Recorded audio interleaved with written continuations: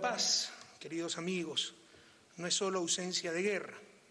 La insultante opulencia de unos pocos en América Latina, al lado de la más intolerable pobreza, es también una bala cotidiana en contra de la dignidad humana. Por ello creo que el lema de la cumbre, en lugar de prosperidad con equidad, debería ser equidad, justicia para la prosperidad. Hoy asistimos a un evento histórico, en un triunfo irrestricto de la dignidad, la soberanía y la solidaridad entre los pueblos. Acogemos a la hermana República de Cuba como un miembro de pleno derecho de este foro, del que nunca debió ser excluida. Sin embargo, nuestra alegría no puede ser completa. Aún queda por extirpar el inhumano e ilegal bloqueo contra Cuba. También está pendiente la devolución a Cuba del territorio ocupado de Guantánamo. Compañeras, compañeros, en la Guerra Fría se sostenía en la región a las dictaduras más sangrientas.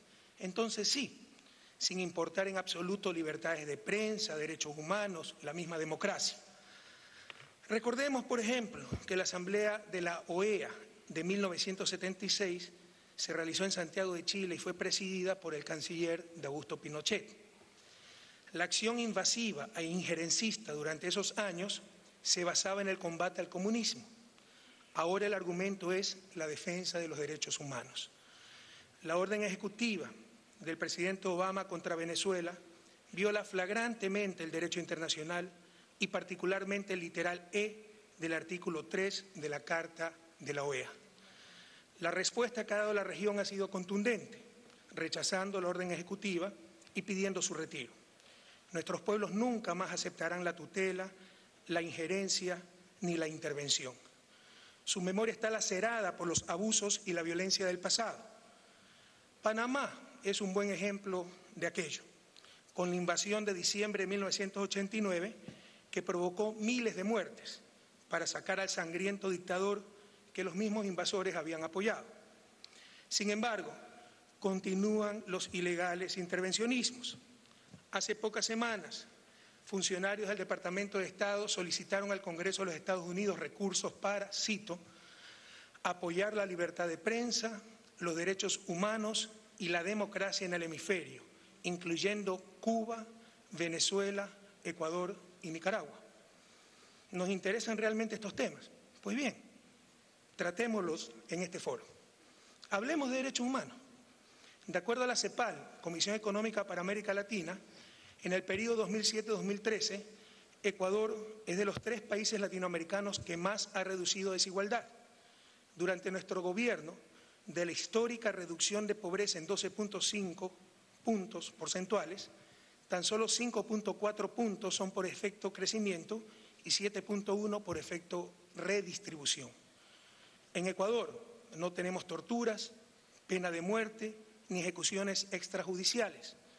Con la reforma judicial aprobada por los ciudadanos en consulta popular del año 2011, los jueces son seleccionados por concurso público de méritos organizado por un ente autónomo del Ejecutivo.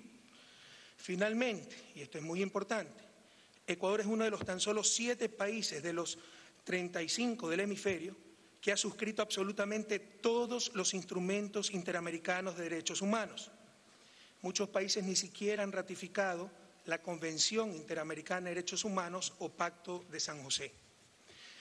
La realidad es que necesitamos no solo un nuevo sistema de derechos humanos, sino un nuevo sistema interamericano. Debemos entender que las Américas al norte y al sur del Río Bravo son diferentes y debemos conversar como bloques. La Organización de Estados Americanos ha sido históricamente capturada por intereses y visiones de América del Norte, y sus sesgos y atavismos acumulados la vuelven ineficiente y poco confiable para los nuevos tiempos que viven Latinoamérica y el Caribe.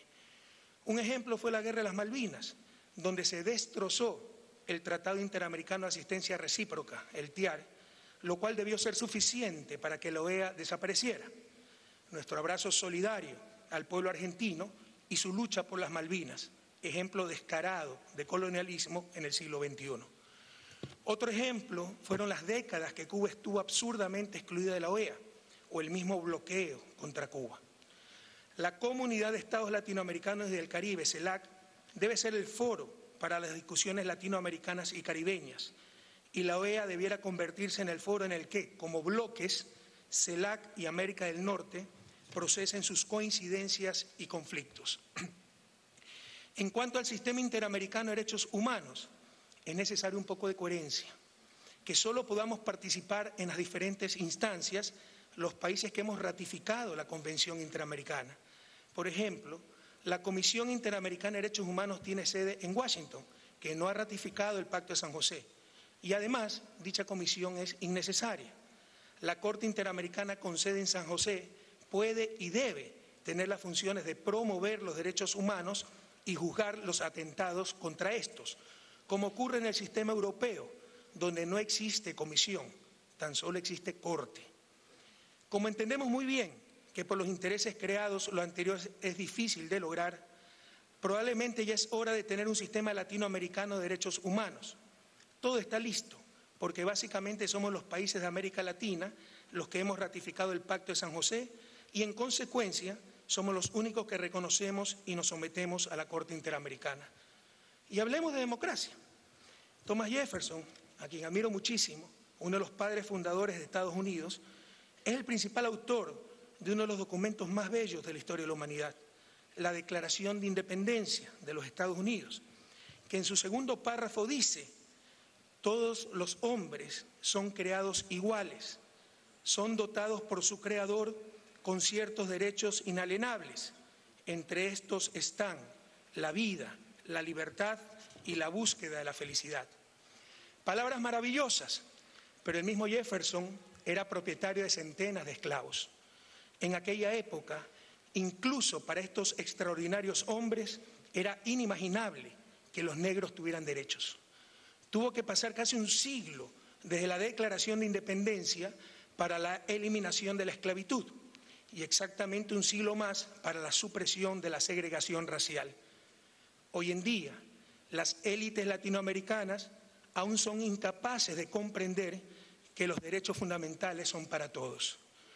Cuando estas élites denuncian el irrespeto a sus derechos humanos, es porque por primera vez están en igualdad de condiciones bajo el imperio de la ley.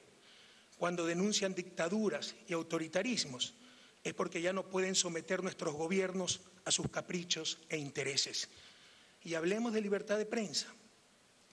Cuando las élites latinoamericanas afirman que no existe libertad de prensa, es porque sus medios de comunicación ya no tienen impunidad para manipular la verdad, o porque nos atrevemos a contestarles, a disputar su hegemonía, a desenmascarar sus mentiras.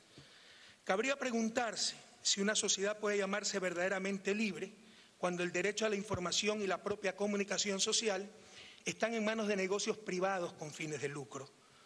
Y aunque este es un problema planetario, en Latinoamérica, dado los monopolios de medios, su propiedad familiar, sus serias deficiencias éticas y profesionales y su descarado involucramiento en política, el problema es mucho más grave. Creo que todos coincidimos en que una buena prensa es vital para una verdadera democracia, pero también debemos coincidir en que una mala prensa es mortal para esa misma democracia. Y la prensa latinoamericana es mala, muy mala. Ahora se nos acusa de dividir a nuestros países. Fíjense qué casualidad. Lo mismo le decían a Abraham Lincoln, considerado el mejor presidente estadounidense de la historia. Lo llamaron tirano, déspota, fanático, loco, por su noble lucha por la abolición de la esclavitud. Provocó una guerra civil que en caso de derrota hubiese generado la división del país y Lincoln probablemente hubiese pasado a la historia como un criminal. Lean lo que decían los medios esclavistas de aquel entonces. Aprendamos algo de la historia. Queridas amigas, queridos amigos, con el descubrimiento del nuevo continente, Norteamérica y Latinoamérica prácticamente empezaron al mismo tiempo su historia. ¿Alguna vez se han preguntado por qué Latinoamérica no es Estados Unidos, el país más poderoso del planeta, y viceversa? Este es uno de los grandes enigmas del desarrollo. Las respuestas son múltiples y complejas, pero sin duda una de esas respuestas es la clase de élites que dominaron y dominan aún a nuestra América. Ojalá, querido presidente Obama, se entienda que por defender sus intereses o por mala información, ustedes sostienen a esas élites que tanto daño nos han hecho. Todos los hombres son creados iguales, son dotados por su Creador con ciertos derechos inalienables. Entre estos están la vida, la libertad y la búsqueda de la felicidad. En Ecuador y en toda América Latina también sostenemos estos principios y los haremos realidad a cualquier costo, y no solo para las élites o en algún momento futuro, sino ahora y para todos. Prosperidad con equidad, yo diría, equidad para la prosperidad, pero también soberanía y dignidad. Llegó la hora de la segunda y definitiva independencia para nuestra América. Muchísimas gracias.